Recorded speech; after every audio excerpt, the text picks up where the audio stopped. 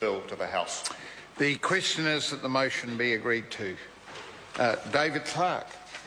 Mr Speaker, I rise to speak to the first reading of this government bill in the name of the Honourable Peter Dunn. Labor will support this bill to Select Committee because we believe that those who are going to be affected by it, should it pass, should have their say. As Mr Dunn has said, 210,000 children in New Zealand are affected by the legislation currently. Labor believes that decisions in this area should be guided by the principles of fairness and opportunity. These children who did not choose their particular circumstances should have those opportunities, should have opportunity and fairness as much as any other child. Mr Speaker, the bill amends the child support scheme that was introduced in 1992 and concerns those who provide financial support to these children by making provisions for a new child support calculation formula and some secondary changes to update the child support scheme more generally. And it also amends to the payment penalty and debt rules in a way that child support, including debt write-offs for parents with debts to the Crown, are amended. The present provision in the bill is expanded in respect of the formula to refer to any carer of the child who may be a parent or a non-parent who is not living with a parent of the child in a marriage, civil union or de facto relationship. This is an important change as some currently do not qualify for the support. It also recognises that shared care arrangements have changed through the years, and the bill proposes a 28% threshold for recognising shared care, and that amounts to 2 days of care. The new section 16 in the bill relates to this. Mr Speaker, it's also the Commissioner who must determine the care cost percentages of every carer under the proposed legislation. Now, the new changes which provide for a wider recognition of shared care are things that should be looked at in the Select Committee. It is true that the devil will be in the detail. The adequacy or inadequacy of the provisions will be highlighted, I am sure, by interested parties. Labor acknowledges the bill as a sincere attempt to wrestle with the realities of modern parenting. Labor is concerned about the effects on families and particularly any perception that this bill would absolve us all from supporting children in vulnerable circumstances. Labor will therefore support the bill to Select Committee to give those that are affected by the legislation an opportunity to have their say. We do agree that the current legislation is out of date, and any MP in this House who does electorate work will be able to tell stories in relation to cases they have heard where it seems that an unfair treatment has been meted out.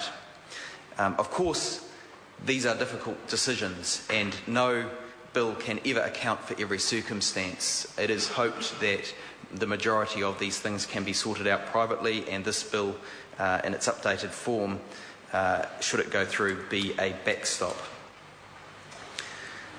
For many parents living apart, parental responsibility is shared these days, and both remain active in the children's lives. Work participation rates have increased since the bill was originally derived, and so it's now more likely that the principal care of the child is also working. And as I've mentioned, there are some parents that act as caregivers that have arrangements that do not qualify currently under the present formula. This should be addressed. And many parents have concerns about non-payment or delayed payment of child support, and this bill hopes to address it. There are other concerns which we imagine will come to light in the Select Committee stages, which include the effect on women There are groups who have submitted, I think in the early consultation, who have drawn attention to the fact that women are likely to be affected in a negative way by these changes as they are currently proposed. This is something Labour would like to see addressed if the bill is to move further through the process. I'm sure my colleague Jacinda Ardern will speak to that point when she gets up to speak to the bill shortly. It's also true that it was over 3 years ago that the Honourable Peter Dunn said that he was going to complete a review of the child support system within 6 months. And this side of the House does wonder what other priorities the government has had that has meant this bill has been shuffled down the order paper. It is this wider context which concerns us also. What we see from this side of the House is a background of cuts. We see that real funding in the health sector has dropped under the national government. We see that the early childhood education sector has faced cuts to the 20-hour free scheme that Labour introduced. And we see allowances for ongoing education being cut. And against this background, changes to child support may affect parents in a way that is of great concern and should be of great concern to New Zealanders. So we are mindful of those changes that have happened, and they will no doubt inform the submissions that we hear in Select Committee, and as we make our minds up about whether these changes are fair and the optimal way of amending this legislation to give a fair go, to give fairness and opportunity to those children affected by this bill. Since National took office, the child support debt has ballooned and currently stands at over $2 billion, of which $1.6 billion are penalty payments. It is clear that the current scheme is not working. And it's interesting to note, Mr. Speaker, that on this matter it seems the National Government has had a change of heart. The last amendment to child support legislation in 2006, which allowed for debt write-downs, was supported by all parties in the House except National. And on this matter it appears they are swallowing a dead rat. The problem of debt sheeted back must be sheeted back because it was the National Party that devised this scheme with the penalty payments that we currently have, and they opposed those changes previously. They are there and they are the cause of concern. It is good that they are being addressed in the bill.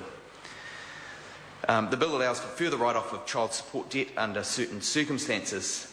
And as I said, it's interesting the government supports that because in opposition, National opposed any moves to reduce child support debt. Most debt is attributable to these penalties, as I've said. And in 2005, it's interesting to note that Judith Collins said that writing off debt sends the worst possible message to absent liable parents. The government is telling them that if they dodge their responsibilities for long enough, they will get a discount. This is the wrong message to send. Those who do the right thing and pay their way will be left wondering why they bothered. Our vulnerable children deserve better than a child support collection system that rewards debt dodgers. It'll be very interesting to hear the reasoning that has shifted that position. It seems that National now supports the debt write-downs, and once again we see that Judith Collins' tough talk and opposition does not match her actions in government. Mr. Speaker, as I draw to a close, I note that Labour will support this to Select Committee because we do think that those who are affected should have their say.